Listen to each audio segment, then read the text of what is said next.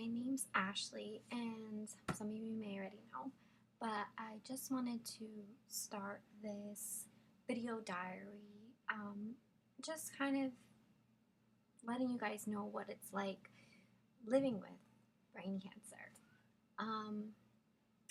My older sister Alicia was diagnosed with a stage 4 glioblastoma, and unfortunately, she passed away in December after an 11th month fight. And after she passed away, I started having really bad headaches and I just didn't understand what was wrong. So I went to the doctor and had an MRI, and they found something. We weren't sure what it was for about a month. I was seeing different doctors and just trying to figure out what it was. Finally, my doctor recommended that I go to Memorial Sloan Kettering in New York City, and so I went there and I met an amazing doctor, and he told me that it was probably a brain tumor, and I just couldn't believe what I was hearing because my older sister just passed away from one, and I just couldn't imagine going through everything that she had just been through. So he told me it was small and it was in a good location. So I had to get another MRI to see if it was to be able to come out. Unfortunately, it's so close to the movement on the right side of my body and the right side of my face that he didn't want to jeopardize anything by taking it out. So he decided that biopsy would be the best option for me.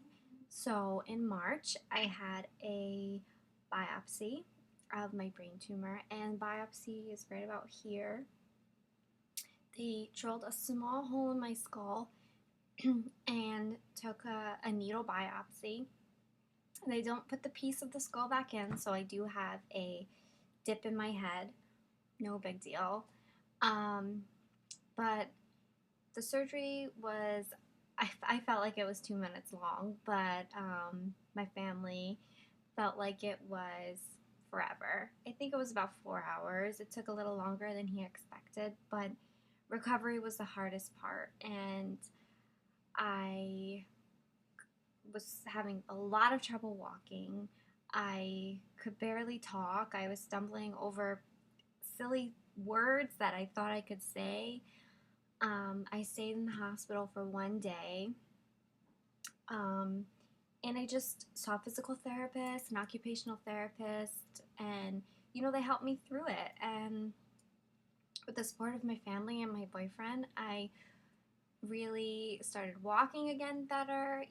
It took me a long time.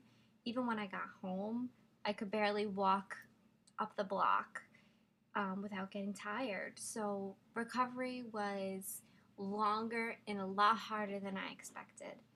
The medicine was the worst. It made me feel just terrible. The steroids made me gain like 15 pounds. I'm still working on losing a little bit more. It's just not fun. And then when I went to go get my stitches out, I saw my neuro-oncologist, and that was, I think it was 10 days later after my surgery, and he had the results from my biopsy. And that was really hard, knowing what, he knows what I have, and I was just scared to find out what it was. I didn't want to hear the worst news, and I had just been through the hardest year of my life, losing my sister, and now this is happening. So we went into his room. I was with my mother, and he told me I had a small tumor. It was a Grade II Astrocytoma diffuse. So, he explained to me what that was, and he told me at this time in my life that it was only growing at less than 1%, So he told me that it would probably be the best thing to just watch it and sit and watch. And sometimes in people, it doesn't do anything for a few years. And, I could be one of the lucky ones. And so that's what happened. And that was pretty much the best news I could have heard. Growing at less than 1% was just amazing news. So we went home and celebrated, that this was the news. And he told me that I would see him in 4 months for another MRI to see if it was growing or not, and then we would go from there. So just 2 days ago, I went for my 4-month checkup, and I saw my neuro-oncologist, and I got my MRI. And again, it was the scariest moment of my life. I am just afraid to hear bad news. I'm just so used to hearing bad news that I was kind of ready for it, but not. So we went into his office. I was with my mother again, and he told me that it was stable and not growing. It doesn't look like there was any growth on the MRI. And we just celebrated. I was about to jump on the chair. I was so excited. I couldn't have expected better news. Like, it was just amazing. So then I told him I was having some symptoms. In the middle of the night, I'll wake up and I'll feel really dizzy or like I'm shaking when I'm not. He says it's really just in my head. I feel like I'm shaking. So he decided to put me back on Keppra, which is a anti-seizure medication, to help me not feel those feelings.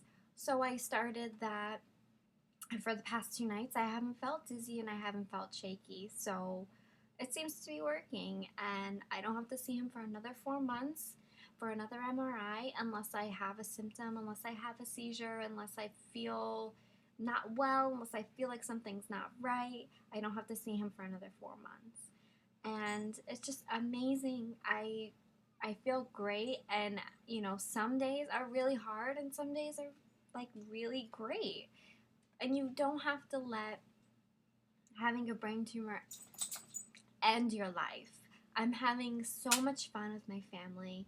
I want to go on vacation, and I just want to do things. I want to see the world, and there's Lola. And I just want to have fun. I don't want to let this ruin my life. And, when we get to that point where it's growing and I might need radiation and chemotherapy, we'll get there. But right now I'm not there.